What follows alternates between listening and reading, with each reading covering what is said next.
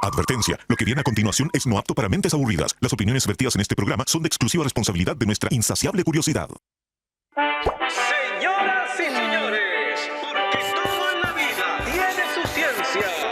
Aquí comienza All You Need Is Love. El show de ciencia y tecnología más querido del mundo. Con la conducción del periodista Iván Rimaza. ¿Cómo estamos? Bienvenidos a una nueva edición de All You Need Is Love, completamente en vivo desde el estudio 75 del canal Santiago Televisión, también por Radio USACH 94.5 FM. ¿Cómo les va? Nueva semana, a menos que nos esté escuchando en alguna repetición en Spotify o a lo largo de todo Chile. Los fines de semana también tenemos repeticiones. Aquellos que nos escuchan completamente en vivo, buen inicio de semana también. Tengo una pregunta para ustedes. ¿Por qué nos despertamos, a propósito de inicio de semana, por qué nos despertamos justo antes de que suene la alarma? Y no es que sea algo típico, pero seguro te ha pasado alguna vez. Abres los ojos, ves un reloj y te das cuenta que todavía faltan 3 minutos para que suene la alarma. Qué rico, ahí uno se siente, pero doctorado en puntualidad. Esto pasa porque nuestro cuerpo también tiene un reloj. Se llama núcleo supraquiasmático y es un grupo de neuronas, como un granito de arroz de pequeño en tu cerebro, que controla tu producción de melatonina, tu temperatura, tu presión arterial, y nunca deja de trabajar. Por eso, uno como que a veces se sabe la hora, incluso mientras duerme. Y nuestro cerebro, además de trabajar 24/7, también aprende patrones. Entonces, si te levantas todos los días a la misma hora, tu núcleo supraquiasmático se entrena. El tema es que no todos tenemos el mismo reloj, o la misma calidad, por decirlo de alguna manera. Todos tenemos este núcleo, pero algunos tienen un Rolex suizo de oro, mientras que otros tienen unos a cuenta que se atrasan cada 2 días.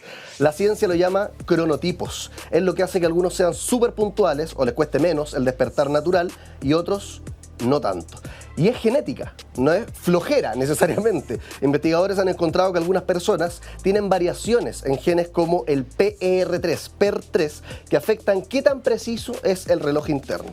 Pero no todo está perdido para las personas que les cuesta levantarse, porque tener un cronotipo menos rígido hace que sea más fácil adaptarse a cambios de hora, como el horario de verano, por ejemplo, que acá en Chile ocurre, no en todo el mundo. Tienen una ventaja también para los turnos rotativos, piensa hospitales que van cambiando frecuentemente, el jet lag tiende a afectarles menos también, y no sufren de ansiedad anticipatoria antes de despertar, como esos nervios o intranquilidad que viene en los últimos minutos, porque de hecho para algunos despertarse solos antes de que suene la alarma no es tanto una bendición, es horrible, desearían seguir durmiendo.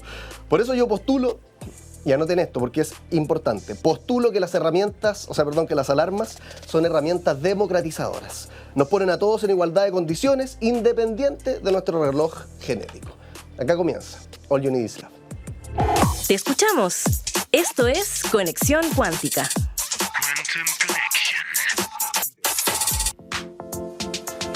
Te leemos, las redes sociales están para algo, para interactuar, y si tú escaneas el QR que en breve va a aparecer ahí abajito a la derecha, te vas a dirigir a todos los contenidos interesantísimos que tenemos en redes sociales, USACH Oficial, Diario USACH, Radio USACH y también Santiago Televisión. En todas aquellas coordenadas vas a encontrar respuestas o intentos de respuestas a preguntas como, por ejemplo, ¿por qué la guerra es necesaria?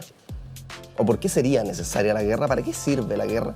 ¿Cómo se hace una buena guerra? El botón del semáforo, esa caja amarilla que realmente está roto, pero dice apriete para cruzar, ¿sirve de algo? ¿Realmente hace que uno cruce más rápido? Invitamos al experto en los semáforos, nos respondió eso y muchas otras cosas. ¿La lava es lo más peligroso en una erupción o hay otros elementos a los que tenemos que estar atentos? También invitamos al experto en erupciones, nos respondió esa y otras dudas. Tú puedes ir y resolverla, yo no te la voy a responder acá porque si no, claro, tiene que haber un gancho para que te vaya a nuestras redes sociales. Lo último que subimos, como te decía, era justamente lo de la guerra. ¿Por qué es necesaria la guerra? Veamos los comentarios porque lo comentábamos con el filósofo Mario Sobarzo, que de hecho es académico, profe acá en la USACH. ¿Qué es lo que dicen los comentarios pantalla ahora en Santiago Televisión? Citaré al gran Julio Martínez. Alguien me dijo al llegar al canal, ¿quién gana la guerra? ¿Cómo? Le dije, ¿usted cree que alguien gana una guerra? La guerra la pierde la humanidad. Buenas noches. Julito Martínez, me encanta. con su anatomía particular. Además, Julito Martínez, a todos lo recordamos, gran periodista deportivo. Otra persona acá nos escribe profe y un corazón, claro, porque lo comentábamos con Mario Sobarzo, que es nuestro columnista de filosofía, películas y mucho más, que también hace clases acá en la USACH, así que seguro algún estudiante lo vio por ahí. Sí, claro, dice otra persona, aztecas, mongoles y babilonios, 3 imperios súper tranquilitos. El tema no es que la guerra no existiera antes, porque... Los pongo en contexto, perdón. ¿Por qué esta persona dice este comentario? Sí, claro, aztecas eran súper tranquilitos. Porque el experto en guerras, nuestro columnista Mario Sobarzo, decía que el exterminio no es inherente a la guerra. Es decir, no siempre las guerras han tenido como leitmotiv, por decirlo así, o como finalidad última, exterminar, eliminar al enemigo por completo, es decir, no solamente todos los habitantes de una nación, sino que arrasar con sus viviendas, con su cultura, con todo. No, el exterminio es más bien propio de las sociedades modernas, y él ponía ahí un Shaka, que es una especie de autoridad africana, que era el Shaka Zulu. Y antes del Shaka Zulu, que es más bien reciente, 1800, para los griegos, las civilizaciones antiguas, orientales, no era típico el tema del exterminio. Acá la persona entonces nos dice, sí, claro, los aztecas eran súper tranquilitos. No eran tranquilitos, les encantaba la guerra, pero no tenían como finalidad última el exterminio en la guerra. Y eso es algo propio de las sociedades modernas. ¿Te parece que sigamos con más? All You Need Is Love. Y ahora, ¿quién podrá explicarnos? Vamos a hablar sobre comida, la ciencia detrás de la comida, por qué se pudre la comida, con Silvia Matiasevich, académica de la USACH. Silvia, nuestro público te da un aplauso. ¿Cómo estás? Gracias por estar aquí. Hola, muchas gracias. Gracias por la invitación. Oye, Silvia, ¿cuánta ciencia hay detrás de la comida? Así como ya para hacer un contexto, ¿no? Porque en TikTok, redes sociales, hay gente que de repente se ha topado con contenido de ciencia de los alimentos y pareciera que recién, gracias a las redes sociales, se están enterando el nivel de química, cuestiones que hay detrás. Cuéntanos un poco como contexto sobre tu trabajo y cuál es la ciencia de los alimentos cuando uno dice la ciencia de los alimentos. ¿Es química? ¿Es biología? ¿Un poco de todo? Es un poco de todo. La verdad, hace muchísimos años se trabaja en ciencia de los alimentos en todos lados. Es algo mundial. Hay muchas publicaciones asociadas a la ciencia de los alimentos. Hay expertos trabajando en ciencia de los alimentos. Y trabajamos en ciencia y tecnología de los alimentos. Porque no solo nos importa el cómo se produce o cómo se modifican las cosas en los alimentos. También pensamos en la tecnología, de cómo utilizamos la tecnología para poder generar nuevos alimentos. ¿Y cuáles son las líneas en general de cuando alguien se doctora o trabaja un magíster en ciencias de los alimentos en las que puede trabajar investigación? ¿Como en qué línea? Porque es solamente, como tú decías, analizar lo que ya existe, decir, a ver qué tiene la frutilla, supongo que eso ya la descubrimos hace muchísimo tiempo, sino que otras cosas también, ¿no? Claro, bueno, hay muchísimas áreas, la verdad hay muchísimas áreas en las cuales uno se puede dedicar. En este caso, por ejemplo, en la Universidad de aquí de Santiago de Chile hay varias líneas, hay varios proyectos, hay varios grupos de investigación que trabajan en ciencia de los alimentos. Se trabaja en desarrollo de alimentos, se trabaja en, por ejemplo, el centro de envases que trabaja en todo lo que tiene que ver con los envases, empaquetado de los alimentos. Hay gente que trabaja en propiedades físicas de los alimentos, en el análisis sensorial de los alimentos. Se puede trabajar en calidad, en desarrollo de nuevas matrices alimentarias. Bueno, y principalmente, por ejemplo, se puede trabajar en biotecnología de los alimentos. ¿Qué es una matriz alimentaria? Matriz alimentaria es, nosotros lo llamamos al alimento. Ya. ¿Sí? Ya. Hablamos de matriz alimentaria cuando, por ejemplo, decimos, bueno, tenemos una emulsión o tenemos lo inicial antes del desarrollo del alimento. Ya. Antes de tener el alimento final, nosotros le decimos matriz alimentaria porque todavía no tiene todos los condimentos o todas las cosas necesarias para decir es el alimento final. Sí. Oye, Silvia, quería partir hablando sobre la pudrición de la comida, porque es una de las cuestiones más cotidianas que la gente enfrenta y no todos los alimentos se pudren a la misma velocidad, algunos más rápidos que otros, algunos derechamente se habla de estos no perecibles, que pareciera que nunca o muy tarde. Claro. ¿Qué es la pudrición? Así como para partir y de ahí vamos diseminando. ¿Qué es la pudrición de un alimento? ¿Cómo ocurre en general? Mira, principalmente o descomposición, no sé si es sinónimo. La pudrición o descomposición del alimento está asociada a diferentes cosas.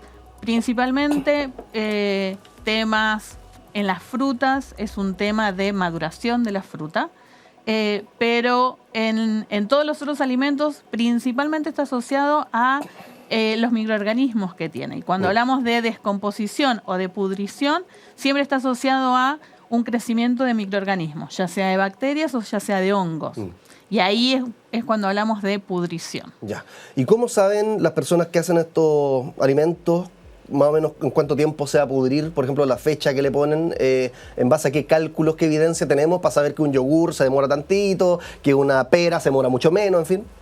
Mira, principalmente hacemos en ciencia de los alimentos, se hacen estudios de... hay estudios que se dicen en góndola o estudios acelerados para poder determinar la vida útil de los alimentos. En góndola es como en la del supermercado. En la del supermercado. Entonces, en las condiciones en las cuales uno almacena el producto, y también se hace estudios de condiciones aceleradas. Ya. A partir de esas condiciones aceleradas, uno puede determinar y predecir más o menos cuándo se determina la vida útil del alimento. El de condición acelerada es como no voy a esperar el mes, sino que el laboratorio lo voy a apurar. Por ejemplo, si hay un alimento que dura un año y medio, no vamos a esperar un año y medio para poder sacar el producto para saber la vida útil. Se hacen condiciones aceleradas para poder predecir más o menos cuándo va a terminar.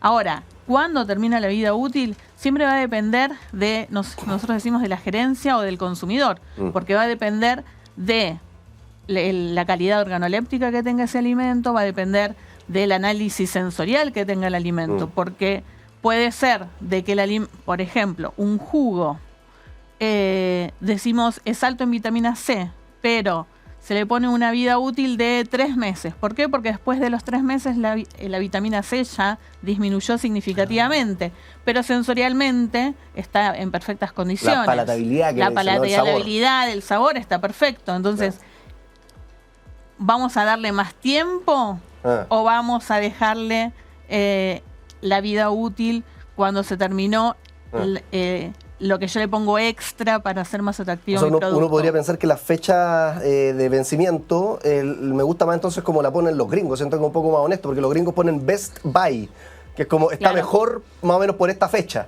En cambio nosotros le ponemos fecha de vencimiento y siento que eso incentiva mucho más el desperdicio de alimentos. Exactamente, porque muchas veces uno dice, uy, está vencido, venció ayer, venció hace un mes y no lo consumo. Y sensorialmente puede estar bien o puede ser que no. Las empresas lo que hacen con estas fechas de vencimiento es decir, bueno, hasta esta fecha mi producto está en perfectas condiciones. Posteriormente eso no lo puedo asegurar. Entonces, si yo agarro un yogur y lo como un mes después, no me va a generar ningún problema en la salud. Salvo que esté hinchado. Si ya está hinchado es porque hay un sobrecrecimiento de microorganismos y ahí sí no se puede consumir. Sí, de hecho estamos viendo unos microorganismos en las pantallas de Santiago Televisión y eso es llamativo porque una vez comentaba yo en una de estas preguntas que hacemos al partir del programa, como ¿qué pasaría si la comida no se pudriera? Como tendríamos comida infinita, sería maravilloso, pero de alguna manera impediríamos toda esta vida que aparece. Claro. Es parte del ciclo de la vida, la pudrición. Obviamente es parte del ciclo de la vida y en las frutas principalmente, la pudrición de la fruta es parte del ciclo de vida de la fruta, porque la idea es que la fruta se pudra para que las semillas caigan y puedan crecer. Claro. Entonces, es algo que uno espera. Sí. Entonces, lo que normalmente se hace es agregarle aditivos a muchos de los productos para alargar esta vida útil. Claro.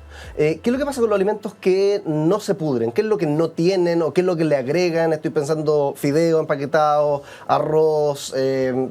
Bueno, hay muchos ejemplos, todo lo que deben conocer en la casa. Bueno, lo que tienen estos productos que son principalmente secos. Entonces, el contenido de agua que tienen estos productos es tan bajo que no pueden crecer los microorganismos en ese producto. ¿Y eso es lo mismo que no se pudran nunca? Y eso hace que la pudrición no ocurra porque no pueden crecer microorganismos en eso. Entonces, no se van a pudrir. Claro, distinto cuando los cocino los fideos, integran agua, ahí sí se pueden echar a perder. ¿Y qué es lo que desde la ciencia de los alimentos se estudia para ir alargando estos procesos de pudrición, en el sentido de irlos demorando, aditivos, preservantes? ¿Cuáles son las opciones? Mira, hay un montón de opciones. Hay opciones desde tecnologías que se utilizan, hay distintas tecnologías, distintas metodologías que se usan para poder aumentar la vida útil, desde por ejemplo, el salado, o sea, que tenga mucha cantidad de sal, que tenga mucha cantidad de azúcar, por ejemplo, las mermeladas, ¿no? Todo lo que es las conservas con azúcar. Esas, por ejemplo, la alta concentración de azúcar también impide el crecimiento Y de un aditivo microorganismos. natural. Y es un aditivo natural. Todo lo que es en vinagre también es un aditivo natural, en el cual todo lo que, como el pH del todo el alimento es muy bajo, tampoco pueden crecer microorganismos. Hay sistemas combinados. Está el sistema de deshidratación, que hay distintas formas de deshidratar los alimentos, en los cuales al sacar el agua estamos evitando que crezcan microorganismos. Entonces disminuimos lo que nosotros llamamos la actividad de agua, que es el contenido de agua que necesitan los microorganismos para crecer. Al disminuirla, evitamos el crecimiento. El del enlatado, microorganismo. entiendo que también uno de repente ve en el Himalaya todo. Por eso, los enlatados tienen un proceso que se llama esterilización, en el cual se hace muy alta temperatura, entonces se matan todos los microorganismos que tiene y por lo tanto, mientras esté cerrado, no va a haber crecimiento de microorganismos y por eso puede durar muchísimo tiempo. ¿Y los preservantes que traen muchos alimentos ya empaquetados? Hay muchos, otras de las opciones es agregar aditivos, agregar preservantes. Hay acidulantes, hay muchos aditivos naturales, pero también hay muchos aditivos sintéticos. Por ejemplo, los aceites tienen BHT, BHA, que son antioxidantes sintéticos y que actúan muy bien para evitar la oxidación de los lípidos del aceite y que no tenga ese olor tuviera rancio. ese preservante, el aceite típico que ocupamos todos los días en la casa, ¿duraría menos?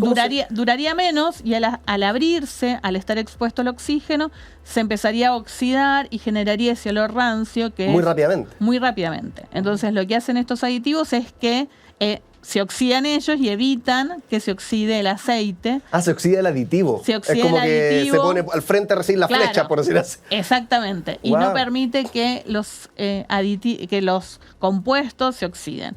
Entonces se trabaja mucho en aditivos antioxidantes, aditivos preservantes para evitar el crecimiento de los microorganismos. Entonces hay muchas opciones que hay para poder preservar. ¿Y los preservantes como aditivos se le pueden aplicar a cualquier alimento? Porque todos los que conocemos que viene envuelto, ya sea una galleta, un dulce o cualquier cosa que tenemos en nuestra cocina, trae un montón de químicos atrás que Sí. imagino en laboratorio, en alguna situación controlada se le agrega, pero no pienso en, no sé, una palta, una lechuga, una manzana. ¿Se le pueden también aplicar aditivos o cuál es la tecnología para que estos elementos orgánicos puedan durar más? Bueno, hay algunas frutas, principalmente, por ejemplo, la manzana, las naranjas, las paltas, lo que tienen es lo que se llama recubrimientos comestibles, que es un recubrimiento que es muy fino, que nosotros no somos capaces de verlo, pero que está recubriendo, son ceras principalmente, pero se pueden poner otros productos, son ceras que evitan que la pudrición sea más lenta. ¿Y eso tú dirías que todos hemos comido algún alimento con este recubrimiento? Sí. Es muy común. Por ejemplo, todas las manzanas que se venden en Chile vienen con un recubrimiento de cera. ¡Guau! Ese brillo que tienen las manzanas es una cera que se le introduce para que duren mucho más No tiempo. tenía idea. Y si uno quisiera en la casa, no sé, sacarlo, comprobarlo científicamente, ¿se podría o no es visible a los ojos? Mira, la visibilidad, por ejemplo, de las ceras de las manzanas es Como que si lo raspo así, no sé. ¿Cómo se le dice? Se limpia, le va a dar brillo. Que claro. Entonces, para sacarlo lo que hay que hacer es ponerlo, lavar con detergente para sacar la cera, porque es un lípido, entonces hay que lavar con detergente y eso se puede sacar. Pero es comestible. Pero es comestible, es una cera comestible. Silvia, te habrás dado cuenta, tenemos acá preguntas fascinantes, pero también tenemos juegos. Upa. Como por ejemplo, La Pecera. y está aquí la pecera, no te asustes, porque el único requisito para participar es estar invitada a este programa. Porque todos los papelitos que están aquí tienen frases que nosotros le decimos factos, que son frases reduccionistas sobre lo que estamos hablando. Alimentos, ciencia de los alimentos, pudrición, hasta oxidación, puede que aparezca algo. El tema es que yo voy a agarrar este papel, lo voy a leer a la cámara, y como te digo, un facto, una afirmación. Y puede que esa afirmación esté errada o puede que sea correcta. Vale. Dependiendo de si es errada o correcta, tú me corriges, matizas, confirmas y desarrolla, ojalá en 2 o 3 minutos bien extenso, por qué esto está bien o por qué esto está mal. ¿Te Perfecto. parece bien? Tenemos el papelito, ese por transparencia lo vamos a dejar afuera, porque después me dicen que está arreglado. Y agarramos este, estamos conversando con Silvia Matiasevich, académica de la USACH, sobre la ciencia de los alimentos. ¿Qué es lo que dice la pecera? El cuesco de la palta la mantiene verde. ¿Qué dice la experta? Sí y no. Lo que se produce cuando uno corta la palta es la oxidación de los aceites que tiene la palta. ¿Ok? Esa oxidación ocurre porque nosotros estamos rompiendo las células de la palta, se están liberando enzimas y esas enzimas son oxidativas, entonces al estar en contacto con el oxígeno se oxidan y generan este color marrón. Eso se llama pardeamiento enzimático. Ahora, dejar el cuesco en la palta molida, que es como el mito popular. ¿Qué pasa? Yo lo que digo es que el cuesco, cuando uno lo pone está en la palta, tenés menos superficie que está expuesta al oxígeno y por lo tanto evita un poco la oxidación. Pero no es que le evita todo en la palta, sino lo que está por debajo de la palta porque está evitando el contacto con el oxígeno. Lo que se hace para evitar esa oxidación es ponerle, por ejemplo, limón o un compuesto cítrico. Normalmente porque ponerle naranja no pega. Entonces uno le pone limón o vinagre. Lo que pasa es que tampoco con el vinagre no queda muy bien el sabor. Se le pone un poco de limón y con eso estamos evitando ese pardeamiento enzimático porque estamos bajando el pH del sistema. Ahora, también, porque muchas veces me ha pasado hace poco que mis colegas me decían, no, para hacerlos completos no le ponemos limón a la palta. Lo que se hace es, si uno pone un limón cerca de la palta, también evita la oxidación, porque el limón tiene compuestos volátiles, ese aroma a limón pasa a la palta y también está evitando la oxidación de la palta. Y ya que se llama oxidación, mi intuición me lleva, y si lo privo del oxígeno, si lo tapo, por ejemplo, al vacío, si la palta podría servir. Si lo tapas al vacío, sirve perfectamente. También. Dejar la palta con una luza, por ejemplo. Por ejemplo, bien tapado con una luza también funcionaría. Oye, Silvia, antes que nos despidamos, nos quedan 2 minutitos, pero quería comentar una investigación en la que estás trabajando tú que tiene que ver con los residuos de los alimentos. Estás agarrando, por ejemplo, la cáscara de la nuez para hacer algo con ello. Cuéntanos de eso, pero también como en el contexto más grande de la investigación sobre los alimentos, ¿qué es lo que se hace en general con los residuos de los alimentos? Perfecto. Bueno, muchas veces los residuos de los alimentos...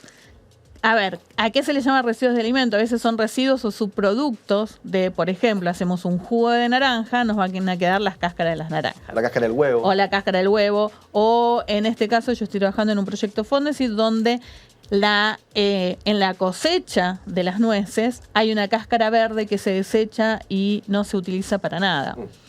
Lo que se está trabajando ahora mucho es la revalorización de todos estos desechos. Estamos desperdiciando alrededor de entre un 20 a un 80% de los alimentos por desperdicios de la misma industria de los alimentos. Entonces lo que se está buscando es la revalorización, ir hacia la economía circular, donde revalorizamos los desechos buscándole algún producto, alguna función, sacarles algo que no se deseche y que podamos sacar de esos productos. En mi proyecto Fondesit en particular estamos haciendo la extracción de antioxidantes, de polifenoles de la cáscara verde de la nuez para poder utilizarlos como antioxidantes naturales y poder utilizarlos en un aditivo y en ese aditivo en polvo poder aplicarlo a diferentes alimentos y generar un alimento donde poder aumentar la vida útil de ese alimento porque le estamos dando estos compuestos antioxidantes que ahora son naturales y no son sintéticos. Aparte, como te comentaba anteriormente, la FDA ha prohibido un montón de aditivos químicos para utilización de los alimentos. Por lo tanto, en la ciencia de los alimentos ahora hay mucha gente desarrollando aditivos naturales para poder aplicar, para poder aumentar la vida útil. Porque se han prohibido, por ejemplo, colorantes y preservantes que son sintéticos y ahora hay que buscar qué ponemos a ese alimento que tenía. Entonces hay que desarrollar nuevamente esos alimentos. Y en eso está trabajando la ciencia de los alimentos. Silvia Matiasevich, académica de la USACH. Muchas gracias por estar acá. Nuestro público te haga un aplauso por acompañarnos en el programa. Que esté muy bien. Muchas gracias. Seguimos con más, ¿te parece? All Dale. You Need Is Love. La máquina del tiempo. Viajemos a una época en la que no había que ir al colegio, porque no existían, o no existían como los conocemos hoy. ¿Cómo eran las escuelas en la antigüedad? En Mesopotamia y Egipto, te estoy hablando del año 3000 a.C., incluso antes, las primeras escuelas estaban ligadas a templos. Formaban escribás para funciones administrativas y religiosas. Escribás porque escribían, era la principal función que aprendían. En Grecia clásica se valoraba la formación del ciudadano, no como ahora, que se valora que seamos funcionales a un mercado laboral, ¿no? Para generar dinero. En Atenas se enseñaban artes, filosofía, gimnasia, mientras que en Esparta predominaba, adivina, si es que viste la película de los espartanos 300, la educación militar. ¿Cómo ha cambiado, no? Todos tenían distintas prioridades, por decirlo de alguna manera. En China, la dinastía Zhou tenía una educación más bien jerárquica, centrada en la moral. Mira, vamos viendo cómo en distintas partes del mundo tienen distintas prioridades. Te digo, hoy día en la actualidad, principalmente el mercado laboral, ser productivo, no ser útil para el mercado. La Grecia clásica, arte, filosofía. En China, la moral confuciana y el respeto también por la autoridad. En India se desarrollaron los gurukulas, donde los estudiantes vivían y aprendían con un maestro, enfocándose similar a lo que hacían los griegos en la filosofía, pero también textos sagrados propios de esa región del mundo. En la Edad Intermedia apareció el Imperio Bizantino, el mundo islámico, y con ello florecieron las madrasas, escuelas cristianas también, donde se enseñaba teología, filosofía y ciencias. Apareció entonces ya lo espiritual, podría decir uno, en el mundo occidental de la mano de la religión. En la Europa medieval, siglos V al XV, las escuelas eran principalmente monásticas o catedralicias, destinadas a formar clérigos. Y más o menos en el siglo XII, XI, XIII, por ahí, nacieron las universidades. Instituciones como Bolonia o París sentaron las bases del sistema universitario europeo, pero todavía toda la educación estaba restringida a los que tenían plata para pagarla. Algunos dirán, se mantiene eso todavía en alguna medida hasta la fecha, pero en esa época era mucho más dramático. Solamente las élites religiosas, los nobles, podían acceder y la mayoría de la población, cosa que no ocurre ahora, era analfabeta. O sea, ese era el nivel de desigualdad. En la actualidad, la educación esperamos que sea mucho más universal, obligatoria. En la mayoría de los países, niños y niñas tienen no solamente, los papás dicen el deber, ¿no?, sino que tienen el derecho de asistir a la escuela. Hay tratados internacionales que lo aseguran. Diversidad de modelos. Existen escuelas públicas, privadas, alternativas, incluso modelos que no son los típicos que uno podría decir del Mineduc, como Waldorf, Montessori, todos también validados y muy legítimos, incluso educación en línea, tecnología en el aula. Ahora los estudiantes llevan computadores. Yo me acuerdo que ocupar el celular cuando yo era chico te retaban, ahora es parte de la toma de apuntes, lo integran los profesores y qué bueno, como parte de la formación también. No está prohibido, no es el demonio, a menos que estemos en una prueba, por supuesto, ahí uno cree que se puede copiar o qué sé yo. Un enfoque ya en las habilidades. Eso lo hemos venido conversando, de hecho, en los últimos años, cómo va cambiando la educación. Ya no es tanto memorizar datitos y después irlos poniendo como si fuera un androide, porque para eso está ChatGPT, sino que razonar, pensamiento crítico, habilidades. Además de contenidos, se desarrolla entonces el desarrollo socioemocional y el pensamiento crítico. ¿Quién sabe para dónde nos va a llevar la escuela en el futuro?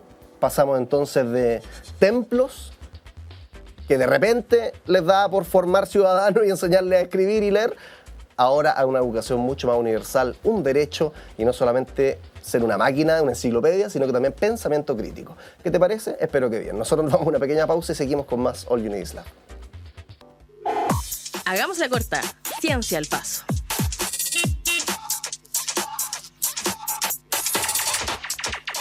Seguimos, te cuento una noticia. La innovación y la sostenibilidad aparecen en esto que te voy a contar, Insuflex, un proyecto que impulsan unos chiquillos estudiantes del Instituto Profesional Santo Tomás, junto con sus profesores, en particular de la carrera de Ingeniería en Sonido, en alianza también con el área de Ingeniería de esa misma casa de estudios, que partió el 2024. Es un aislante hecho con Tetra Pak.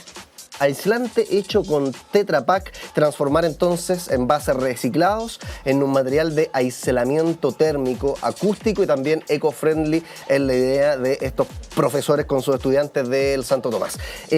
La iniciativa, como te decía, se remonta al año 2024. Lo que querían ahí era prototipar con envases de cartón para bebidas, un material además resistente al fuego, lo que te estaba contando. La propuesta vio sus inicios con el apoyo de la empresa Tetra Pak también, un fondo que les pasaron, se reconoció como uno de los mejores proyectos y se inspiraron en el uso de la celulosa, proyectada en cielos y muros de distintas instalaciones. El equipo de investigadores lo que hizo es separar los componentes de los envases Tetra Pak para recuperar la celulosa y reutilizarla en soluciones constructivas. Tiene un valor, dice el cartón de estos envases, podemos transformarlos. Así surgió la idea de Insuflex, que toma su nombre del proceso de insuflar material dentro de estructuras como los muros falsos o de tabiquería metálica. Es parte de lo que dicen los científicos. Mira, Tetra Pak ahora puede servir como aislante. Me recuerda un poco lo que hacen algunos estudios de grabación o de sonido así como medio caseros, artesanales, ¿no? Que le ponen caja de cartón, o no caja de cartón, que caja de huevo, como en los bordes. Y acá el Tetra Pak puede funcionar de manera mucho más oficial y formal, entonces como un aislante térmico y acústico. Anótalo. Seguimos con más en All You Need Is Love. El que sabe, sabe. Y el que no conduce. Vamos a hablar sobre la marihuana, qué es lo que se sabe, cómo se estudia científicamente, porque muchas veces hemos hablado acá, marihuana yo creo que es como la droga más piola, hemos hablado sobre hongos, psilocibos, hemos hablado sobre MDMA, éxtasis, y muchas veces hay complicaciones, incluso para obtener por parte de los científicos estos productos y poder estudiarlos. Supongo que con la marihuana se sabe un poco más, así que vamos a hablar sobre la ciencia que se ha hecho con ellos, uso medicinal y mucho más, con Leonel Rojo, toxicólogo, académico también de la USACH. Leonel, ¿cómo estás? Muchas gracias por estar acá. Hola, ¿qué tal? ¿Todo bien? Gracias, todo bien. Oye, Leonel, cuéntanos un poco esta introducción también que hacía. Me llama mucho la atención cuando he hablado con otros profes sobre otras drogas, entendiéndose no alcohol, no los remedios típicos, y les cuesta mucho obtener, en primer lugar, pareciera que es más fácil de hecho comprar en el mercado negro muchas veces esta sustancia que por parte de los científicos. Con la marihuana, mi intuición me dice que es un poco más fácil, ¿me equivoco? ¿En qué está la ciencia que se hace con la marihuana? No es más fácil obtener cannabis para... Nosotros tenemos acá en la universidad un permiso, de hecho podemos tener, de hecho en el laboratorio creo que es el único en la universidad con un permiso legal. Ya. Y la proveniencia es farmacéutica, es decir, fue producido en condiciones de uso medicinal. Está bien identificada la cepa, el lote, en fin. Pero obtener para investigación siempre ha sido el problema, por eso no ha avanzado. Una de las razones por las cuales no ha avanzado la investigación médica en relación al uso de cannabis en salud. Todavía es un tema la obtención. Yo creo que está bien que haya ciertos controles para la obtención en investigación. Debe haber un cierto control, lo que no debe haber es una prohibición. Claro.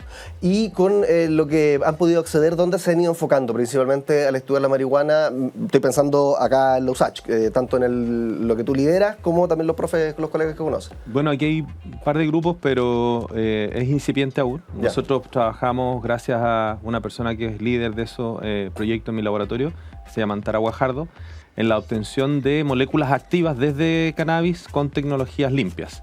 Porque hoy día se usan solventes que son volátiles, orgánicos, contaminantes, entonces ahí hay una beta, y también en el uso en ciertas patologías como depresión o Alzheimer, que es poco lo que se ha podido investigar, lo que se ha podido concluir por nosotros y por otros, porque son patologías que no tienen cura hoy día.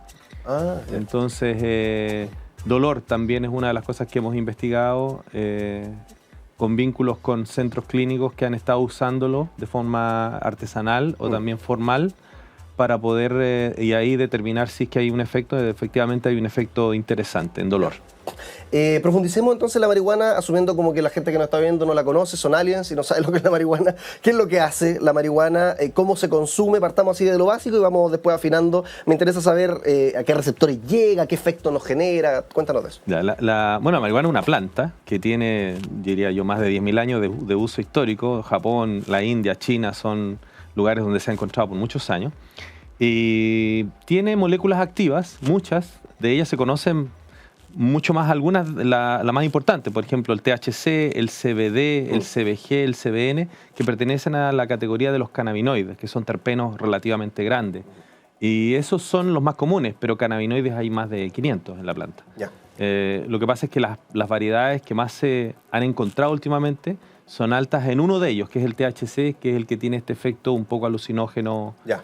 Y que es el por el cual se persigue más criminalmente, porque en tanto la variedad tenga más THC se considera más peligrosa y legalmente restringida Cuando tiene solo CBD, realmente que no. De hecho, ahí está el límite, en el 0,1% al 0,3% de THC, dependiendo del país, para considerarla como una materia prima que sea prohibida por ley de drogas.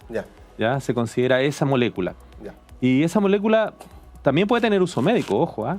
No es que, por ejemplo, el diazepam está prohibido, no se puede por ley 20.000 traficar sin orden médica, pero también tiene uso médico. Algunos derivados de anfetamina también.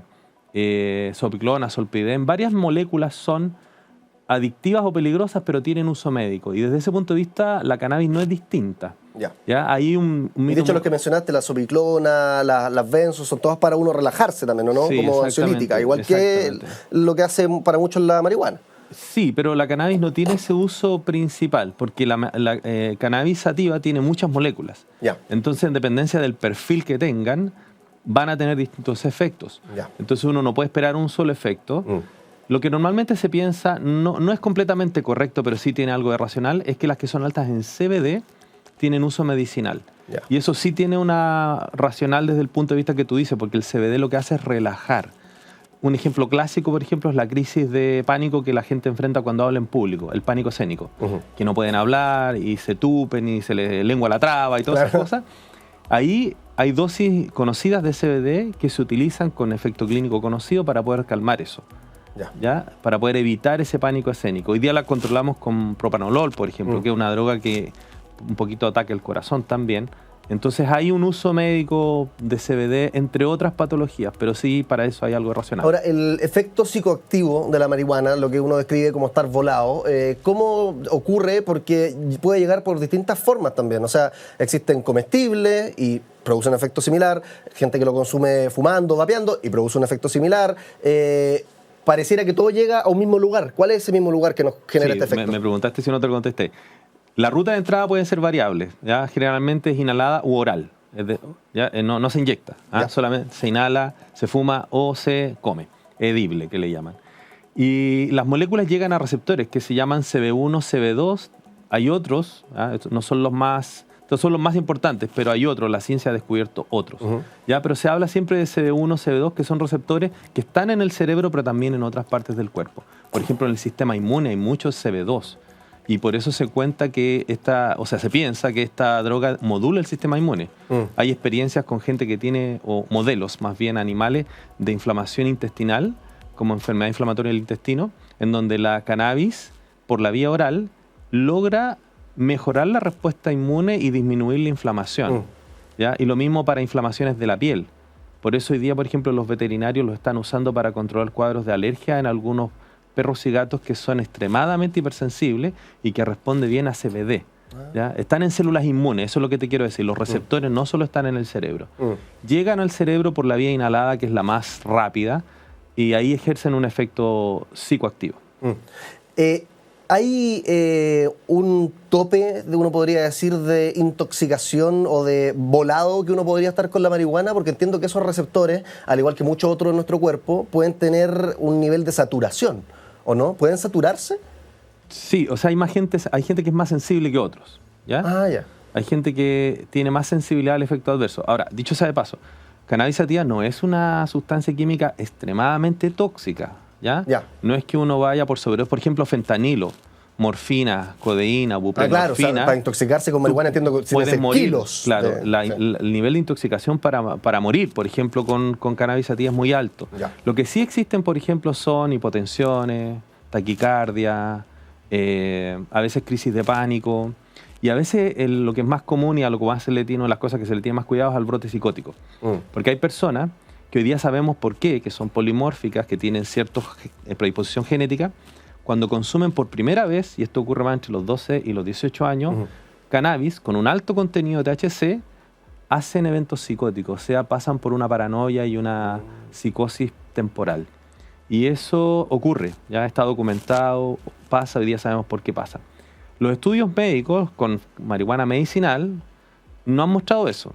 Pareciera ser que cuando la cannabis tiene una dosis balanceada de CBD-THC, el efecto psicótico no existe. Es atrasable su producción también. Exactamente. Hay unos estudios publicados hace poco por la Asociación Americana de Psiquiatría, en la cual mezclaron CBD, proveniente de cannabis, con antipsicóticos y logran controlar cuadros psicóticos, pero con una parte de la cannabis que se llama CBD, cannabidiol. Ya.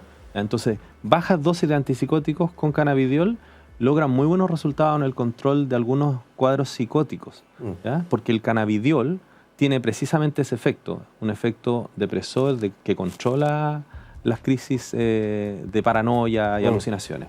Y entiendo que todo este uso medicinal siempre es como, o voy a hacer la pregunta de otra manera, está mucho más desaconsejado el consumo de marihuana por razones del desarrollo cerebral, entiendo yo, antes de los más o menos 21 años, ¿no? O sea, uno podría hacer, todas las sustancias siempre. químicas, todas. Todas.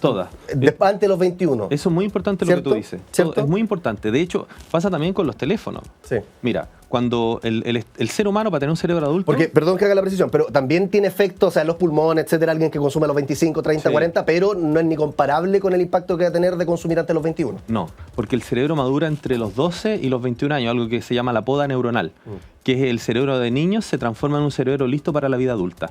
Y ahí desaparecen conexiones, solamente quedan las que van a ser necesarias para la vida adulta. El niño anda por todos lados, no sé si te has dado cuenta, anda por arriba del techo, por arriba de los muebles, porque su cerebro lo está estimulando todo el tiempo. Esas conexiones desaparecen y queda una corteza, que es lo que está aquí debajo de la frente, la corteza prefrontal, lista para la vida adulta. Si tú en ese periodo intervienes la corteza cerebral con sustancias químicas, del tipo que sea, hay riesgo de que esa corteza madure mal. Y ese niño al final va a ser muy poco controlable, Claro. va a empezar 1000 proyectos, no va a terminar ninguno, va a ser muy engreído, va a ser obstinado, va a ser cambiante, va a ser un temperamento difícil. Que todo lo que ayuda a la corteza prefrontal. Exactamente. Acuérdate que la corteza prefrontal es la moralidad. Claro. Todo lo que tú La dices, desinhibición, ¿no? Exactamente, los valores morales, los valores, las costumbres sociales, es todo corteza prefrontal. Entonces, si tú la corteza la atacas en un periodo crítico, esa persona va a ser muy difícil de controlar en el camino de la vida. Que no Y va es lo a ser mismo un adicto que repetitivo. tenerla ya desarrollada y ahí empezar un consumo cual sea. Para todo, para Claro. todas las sustancias químicas. Obviamente que hay sustancias químicas que son más potentes desde el punto de vista adictiva que otras. Claro. De hecho, yo siempre doy el mismo ejemplo, tú las puedes clasificar de 1.000.000 de formas, pero hay una forma que a mí me gusta mucho: daño social, adicción y daño a la salud. El daño social, por ejemplo, que no llegue a trabajar, que tenga accidentes, que daña la adicción es que el poder adictivo es el que quieren consumirla, ¿ya? Que produce mucho craving. Y el daño orgánico es el daño al cuerpo. Por ejemplo, el alcohol es muy daño al hígado, es muy dañino para él, ¿cierto? Entonces, cuando tú metes esto a la juguera, puedes sacar un índice y puedes rankear a todas las drogas respecto de su peligrosidad. Y esto se hizo hace muchos años atrás. Y ahí están rankeadas todas. Fíjate tú que cannabis está en el rango bajo, medio bajo. Y hay muchas drogas que son legales y que están en el rango alto de peligrosidad, por ejemplo el alcohol. Claro, y la adicción, esto también hay mucha gente que a veces los confunde, no es lo mismo que la dependencia fisiológica, tener una adicción problemática, ¿no? Sí, bueno, es un concepto bastante gris, está definido en un manual que se llama el DSM-5. Claro. Tú tienes que cumplir 3 criterios de los que están O ahí. por ejemplo, ese craving es una cosa, pero que el craving después te genere, tú decías, problemas en la familia, en la pega, no sé qué. Ahí uno ya habla de la adicción. Exacto, puedes tener craving, que es un criterio. Claro. Pero si el craving te lleva a no ir a trabajar, a robar, a ser violento, etcétera, hay una serie de... Tú empiezas a reunir criterios de adictividad. Y consumo sin control de la ingesta, intoxicación por el consumo, en fin. Entonces, cuando tú reúnes todos esos criterios, te transformas en un consumidor problemático, que es Claro. una patología. No basta con uno de ellos, tiene que haber un análisis más acabado. Exactamente. Y eso va a tratamiento médico, con un médico psiquiatra, con un psicólogo y con medicamentos. Porque además el craving, con cualquier sustancia química, uno esperaría que apareciera, ¿o no? Con el consumo habitual de la misma. Si es adictiva. Claro. Ojo, la adicción es una enfermedad que depende de un sistema del cerebro, que es el sistema, yo siempre digo, es como el sistema operativo de las personas. Todos tienen un sistema operativo que lo hacen hacer cosas. Nosotros tenemos uno que está alojado en un lugar del cerebro que se llama circuito de la recompensa, que está dentro de un sistema, el sistema límbico. Y si uno lo quiere ver en sencillo, es como que la corteza es muy avanzada y el sistema límbico es muy visceral, es como nuestro sistema reptiliano, lo que nos regía cuando éramos solamente respondedores a impulsos. Claro, con la guata, lo cavernario. Exactamente, entonces responde a impulsos. Entonces cuando tú agarras ese sistema y lo controlas, el individuo hace exactamente lo que quiere ese sistema. Y todas las sustancias que producen placer van a usar ese sistema, porque el placer es algo que está diseñado para prolongar la vida. Fíjate, reproducirse, agua, comida, todo eso produce placer. Entonces el cerebro lo tiende a repetir, porque si no lo repite, no se prolonga la especie. Oye, Leonel, te habrás dado cuenta, tenemos acá preguntas fascinantes, pero también tenemos juegos, como por ejemplo... La ruleta Esta. Esta que está aquí, hermosa, preciosa, no te preocupes porque el único requisito para poder jugarla es estar respirando, estar vivo y estar invitado a este programa. Ok. Cada uno de los colores, Leonel, se corresponde con una pregunta que haría un Ya. niño o una niña sobre lo que estamos hablando. El tema de la marihuana, su consumo medicinal, los efectos que tiene en nosotros. Ya, perfecto. Entonces yo la voy a girar y la respondemos. ¿Te parece? Ok. Ya la hacemos girar entonces a la cuenta de 1, 2 y 3. Va girando la ruleta, conversamos con Leonel Rojo, toxicólogo y académico, sobre la marihuana, su uso medicinal, sus efectos y la ciencia que se hace con ella. Se detuvo en el color morado nuestra ruleta. Veamos a qué pregunta se corresponde. ¿La marihuana mata neuronas? Responde el experto. Podría matar neuronas, sí. ¿En qué momento de la vida? ¿Cómo? Precisamente en la etapa más temprana y con el consumo prolongado y abusivo, diría yo, sin control, como muchas otras sustancias. Sí. Hay un control, como todo. Hay un paradigma en toxicología que dice que nada es tóxico y todo es tóxico, depende de la dosis. Pero uno podría decir entonces, como lo conversamos antes, que este asesinato de neuronas sería más evidente o más posible antes de los 21 años. Sí. Y también hace que el consumidor sea más propenso a seguir consumiendo. Porque la gente dice, oye, droga de inicio. Y realmente los datos dicen que solo es droga de inicio cuando es el consumo muy temprano. Ya. Cuando el niño empieza a consumir a los 12, casi siempre es droga de inicio y es el peldaño para otras. Mm. Eso depende mucho del tema del entorno social, pero ahí en ese caso es mucho más probable. Oye, Leonel, tú decías que para pasar a los usos medicinales, hablaba de depresión, Alzheimer, dolor, y que no solamente, contrario a lo que generalmente se entiende, el CBD tendría propiedades entonces para abordar estos problemas. Cuéntanos las dos cosas, tanto el THC como el CBD podrían tener uso medicinal. Sí, lo que se ha visto es que el uso balanceado de THC-CBD tiene uso medicinal. Por ejemplo, soluciones que tienen igual concentración de THC-CBD se usan con bastante éxito en problemas como la espasticidad, que es una rigidez asociada a cuadros muy dolorosos neuromusculares, el apetito o la desnutrición asociada a enfermedades graves como el SIDA, VIH-SIDA, las náuseas y vómitos para quimioterapia, donde son terribles, entonces en esos casos también funciona y le devuelve un poco la capacidad de alimentarse a las personas, y el dolor. ¿Ya? Y en los cuadros donde se requiere calmar a la persona, ahí el CBD es un poco más importante y en algunos cuadros inflamatorios también. Y bueno, ese balance lo va haciendo el médico. Hoy día, gracias a Dios, en Chile es posible porque tenemos algo que se llama el recetario magistral, que es que el médico manda a la farmacia una receta y el químico farmacéutico la prepara exactamente como le dicen, porque no existe en el mercado el producto. Y entonces uno puede balancear cuánto THC y cuánto CBD quieres tú en esa persona, Claro, y titular esa dosis, hacer una medicina personalizada para poder tener el mejor resultado posible. Y hoy eso debe tener, diría, unos 5 o 6 años funcionando, si es que no, un poquito menos. Y eso está proporcionando datos hoy día de cómo la cannabis se puede usar en Chile. Como esto es un tema medio tabú y también está teñido por lo político, no hemos llegado a una legislación cómoda donde todos podamos avanzar en un track regulatorio. Yo he ido al Congreso un par de veces a conversar con gente sobre este tema y creo que hace falta eso.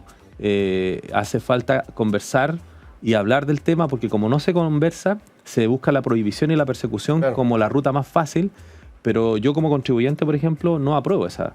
Yo creo que gastar plata en perseguir no es lo más óptimo. Yo creo que deberíamos gastar dinero en un buen marco regulatorio y en una distribución controlada para enfermos, por ejemplo, en una prohibición para los niños y en el consumo adulto estudiado y saber quién consume. Con reducción de riesgo, que le llamamos. Exactamente, porque si tú consumes alcohol, por ejemplo, y te haces alcohólico, eres enfermo totalmente, de acuerdo, pasó, es un problema, es una enfermedad, pero yo diría, no me hagas pagar a mí por esa enfermedad, porque tú conocías el riesgo. Claro. ¿Te das cuenta? No es como el hipertenso.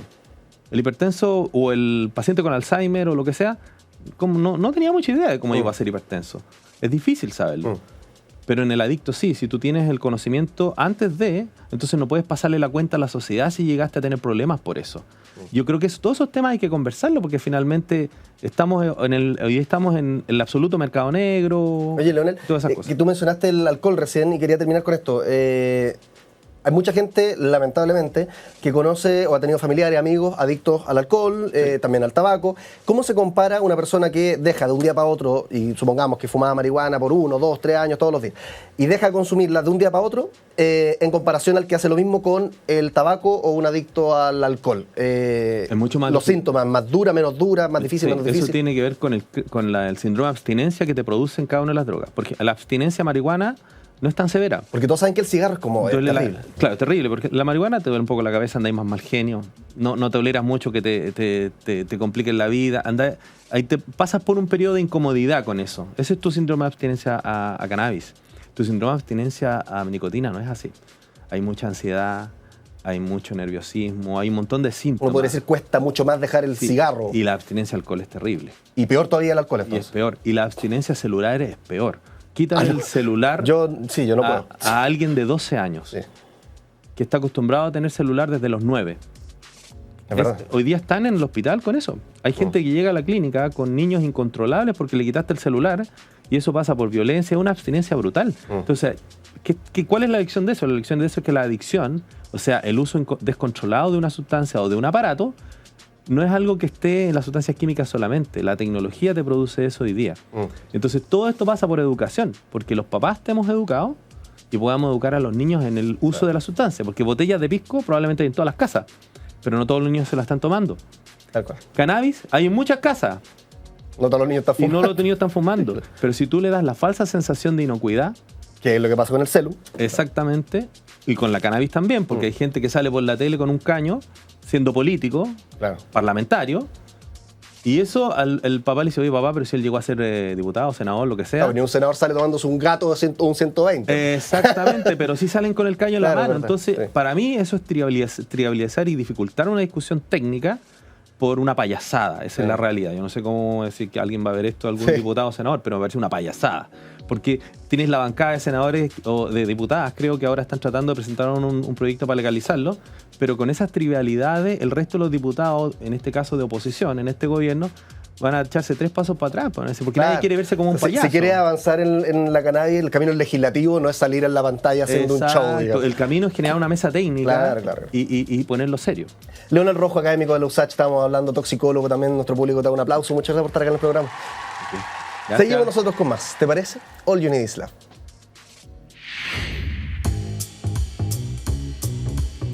Muchos temas comentábamos hoy día, partimos haciéndonos la pregunta, ¿por qué nos despertamos antes que suene la alarma?